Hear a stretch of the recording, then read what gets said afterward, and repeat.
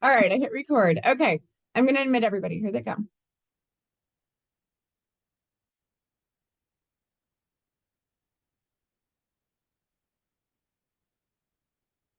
Hi, everyone. We're just going to wait just a second to start so we can make sure everyone's entered from the waiting room.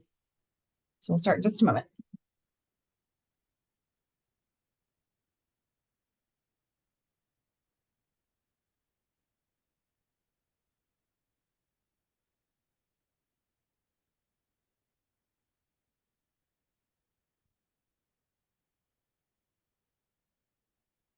Okay, I think everyone's in. We're going to go ahead and get started. Welcome to our first community roundtable call for 2024. A lot has been going on in our office and out there in terms of broadband. So the staff is going to do some updates here, and then we'll open it for Q&A. Just a couple of housekeeping items in case anybody hasn't joined before.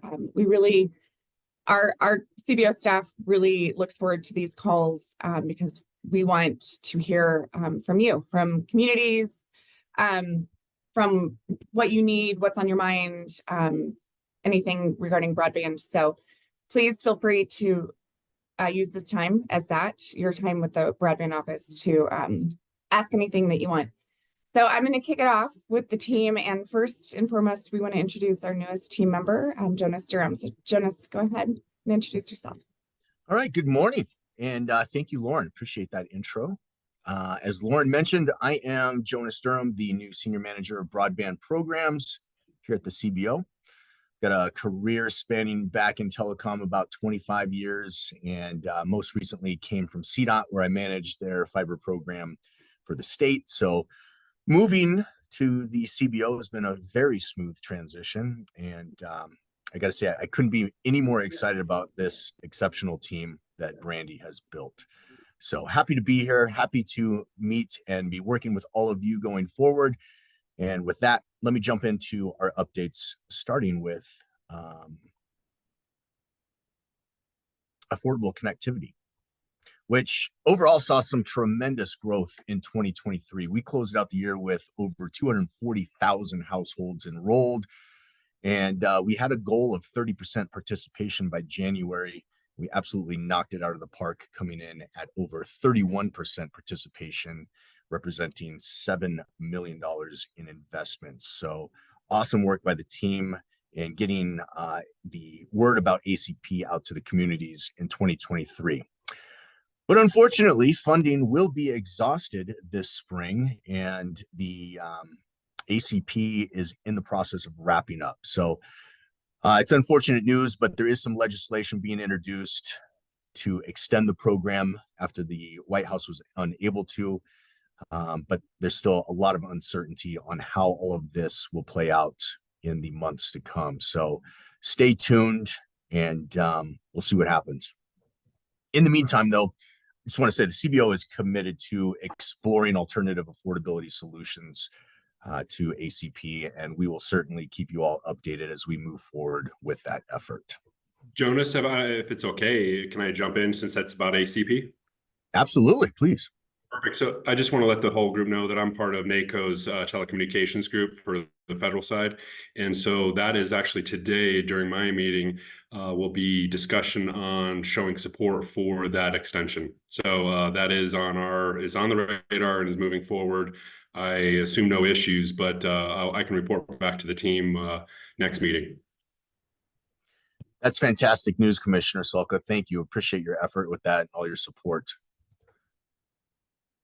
All right, so moving on to our Broadband Equity Access and Deployment Program, also known as BEAD. We've got several very exciting updates around BEAD. First, Volume 1 of our initial proposal for BEAD was approved by the NTIA on January 3rd, and this approval is it's a really big step forward and crucial for the process of deploying BEAD funding and reaching our goal of 99% connectivity by the end of 2027. So that's an exciting update, as well as we've got Volume 2 that's currently under review by the NTIA. We look forward to its approval as well. When we're talking about next steps, we're currently diving deep into developing project areas and the implementation of high cost per location thresholds that will help determine the most effective and strategic approach to these projects moving forward. So stay informed at the links below on all things BEAD. Feel free to reach out if you have any questions or concerns. One of the other very exciting updates related to BEAD is the BEAD challenge process, which is currently underway. So I will turn it over to Megan to tell us more about that. Thank you, Jonas. Good morning, everyone. So the Advanced BEAD Challenge process is underway. We launched the challenge phase last Wednesday, and it's a 30-day challenge window running through February 9th. So participants will have until February 9th to submit challenges, and then after that, we'll go through the rebuttal and final determination phases before we submit our results to NTIA for approval. Next slide, Lauren. So hopefully all of you know this by heart by now. Who can participate? Nonprofits, units of local and tribal governments, and broadband service providers. So if you are in any of those categories and you haven't signed up and want to participate, please visit our challenge portal. The steps you need to participate are first to request a CostQuest Tier D or Tier E license. And these licenses are part of an NTIA license package, which is different than the FCC licenses. So if you have a Tier 2 license or a Tier 4 license, those are different, and you'll need to get another license from CostQuest for this process.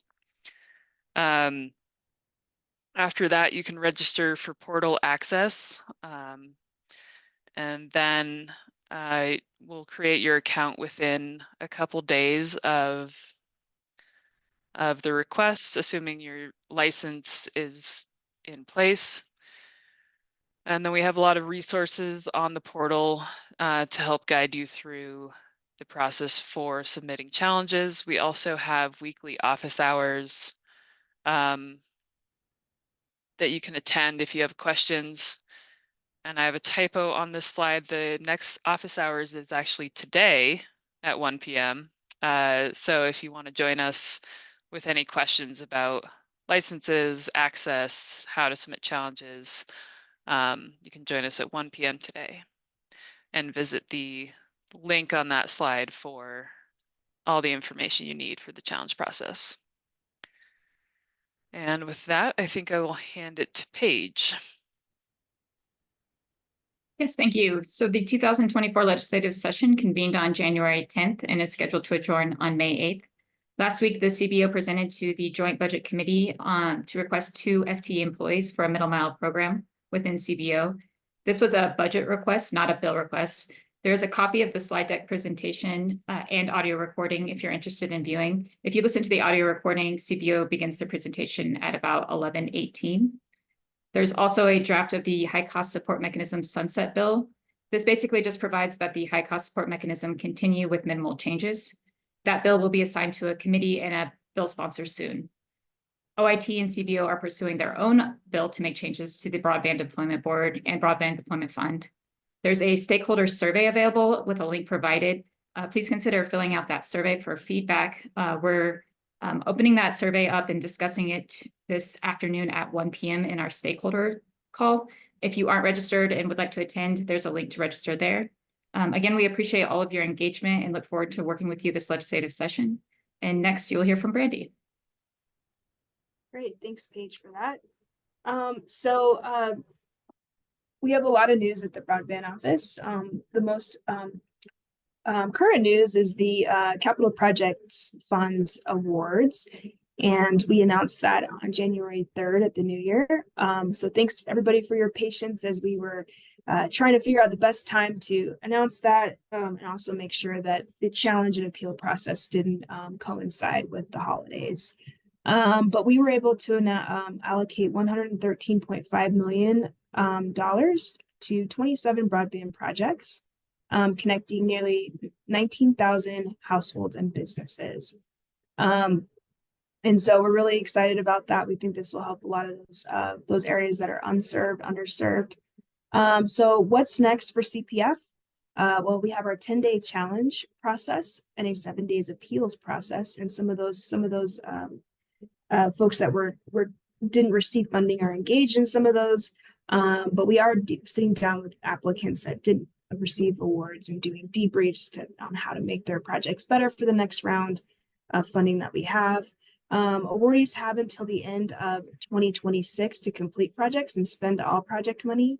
And then we will, in our contracting and agreement process, make sure that our applicants are meeting and setting and meeting construction milestones so that we don't run out of time, or run the clock down on when these funds are exhausted.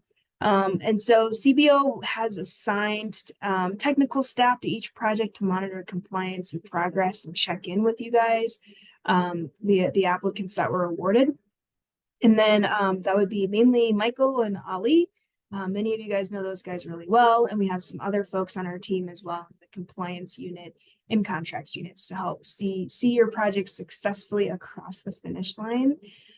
Details for how this process will, for the challenge process and the appeals process and all things CPF are on the website listed on this slide. Again, we have until the end of January 18th, which is this Thursday, tomorrow, to submit those challenges and wrap up that process.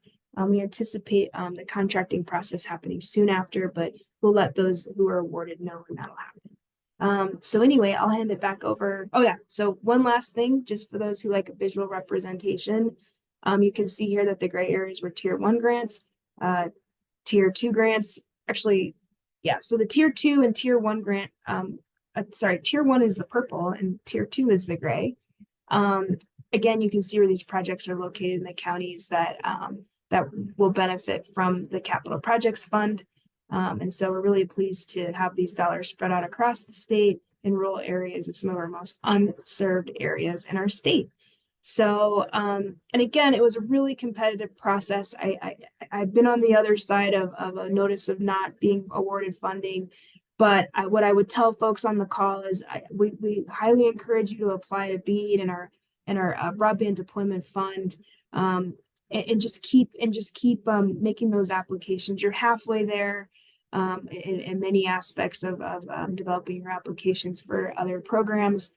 And you know, we've been tasked with universal coverage, so this is just a down payment on other programs like BEAD that we're planning for and will implement this year. So don't be discouraged. We're supportive of everything that you guys are doing on behalf of Colorado. Keep up the good work. And again, this program was really competitive. So we appreciate the time and money that you've spent trying to put your best face forward as far as applications go. So I think that's it. I'll go ahead and hand it back over to Lauren. Yeah, thank you everybody for your updates. So we'll open it at this time for any questions or comments. You can drop comments or questions into the chat like Jesse did. Thank you for your comment. We appreciate that. Or you can raise your hand and come on camera or not on camera. Just ask your question to us. So any questions at this time? Go ahead.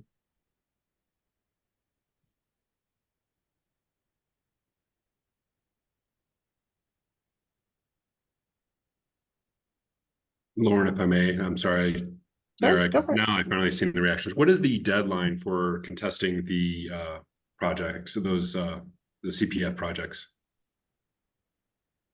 The appeals deadline? The appeals, yeah, sorry, yes, please, Yeah. yes. Yeah, it was actually last Friday, correct? Great. Randy, Jed, right? I believe that has come to a close. Are you Correct. has there been any submitted, or do we get that information?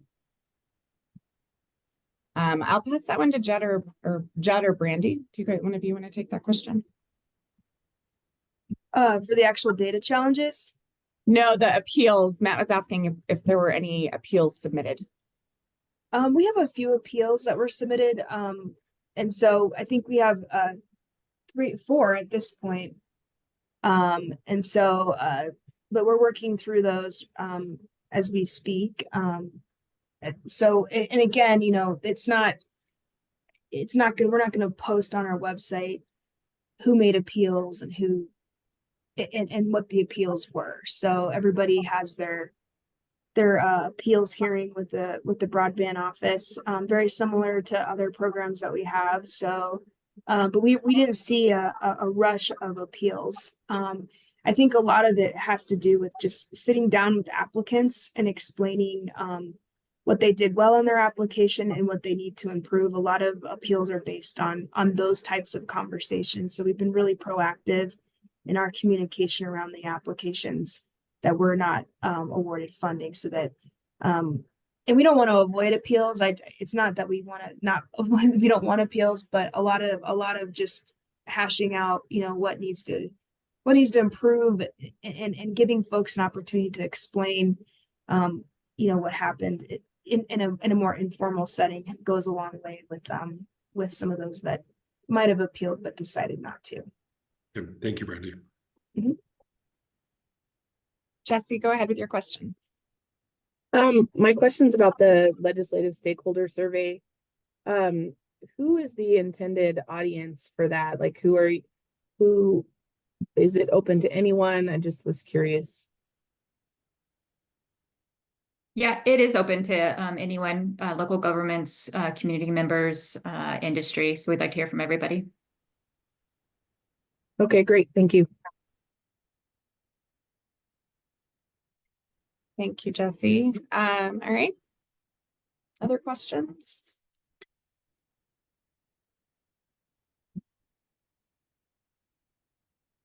Let's see. One was dropped into the chat. I can go ahead and read.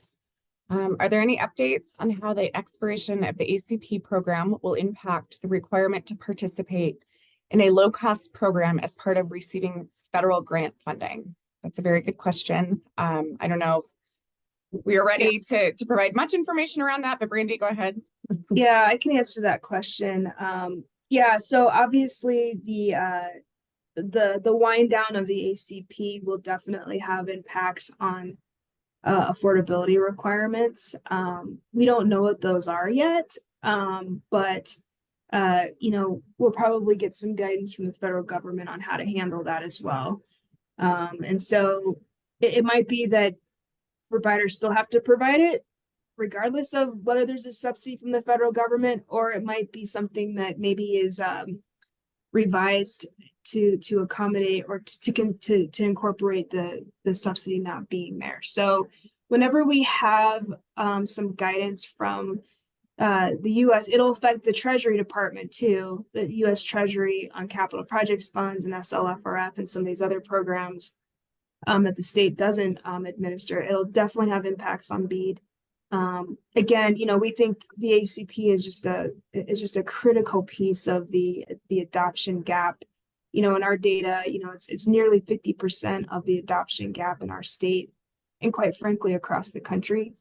And so we'll see what the guidance is, and we'll update our stakeholders as part of our outreach and education on our grant programs. But really good question. We haven't seen a lot of chatter on the impacts to current federal programs, but I would imagine that there would be an impact in the guidance that they've given us. I don't know, Judd, do you have any perspective on this as well? Not to put you on the spot. But yeah, no, I don't have any further update on that. We are monitoring, the legislation trying to be proposed, either a White House fix or a congressional fix. We're all hopeful for that, but we'll see what guidance they give us after that all pans out or doesn't pan out by April. Thanks, Judd, for chiming in. Mm-hmm. Yeah, thank you. This call's all about putting people on the spot. Okay. Thank you, Kim, for that question. Okay. Other questions at this time?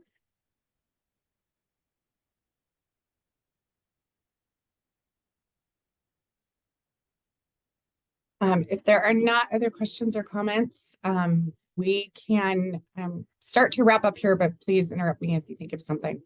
I wanted to remind everybody that there is a programs team that is dedicated to the grant program. So like Brandy said, many of you probably know these folks very, very well, but here are their direct contact information. We will send out these slides after, so you will have all of this. And then there's plenty of ways to stay in touch with the broadband office and what's going on. So the next roundtable call is not until March, which feels so far away, but these seem to come very quickly. So I'm excited about that because hopefully that means we're that much closer to warmer weather. We do have an email address that you can email us at any time. There's a newsletter, so that link will take you to sign up for the newsletter. You can follow us on Twitter. And then we seem to get fairly consistent media coverage on what's going on. So if you want to read any of those articles, there's a Broadband in the News site on our or page on our website. So feel free to check any of those out. So just want to last call for any questions. If not, we can wrap up and say thank you very much for joining us today. All right, thanks everybody. Have a great day.